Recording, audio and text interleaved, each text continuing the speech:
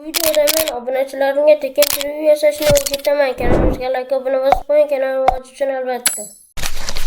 Mana kompyuterimizga o'tib oldik. Birinchi o'rinda bizga Google kerak bo'ladi. Albatta tekin preview yasash uchun YouTube'ga kirib olamiz. YouTube'ga kirgandan keyin misol uchun bitta previewni olamiz. Misol uchun shu previewni olamiz.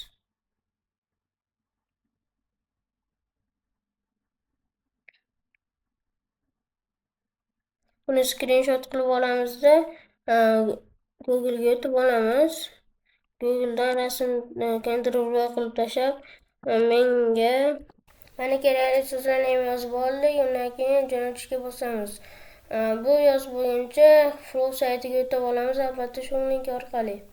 Mana Google bizga promptlarni ham yozib berdi. Shu promptlarni endi kopировать qilib turib Flow saytiga olib o'tamiz. Flow saytiga kirib olgandan keyin o'sha sozlamalarni bajarib olishimiz kerak bo'ladi. 9 ga 16 emas, 16 ga 9 qilib image'ga qo'yamiz va 4x ga qo'yamiz. Undan keyin jo'natishga bosamiz.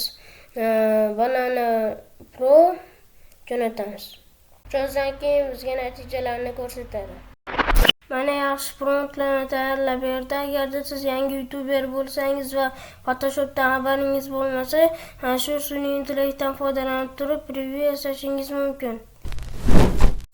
Sizga preview kerakmi? Unda bizga murojaat qiling. Previewlarni eng zo'rlaridan yasab berishimiz mumkin. Kanalimizga like obuna bosib qo'ying, kanal rivoji uchun albatta.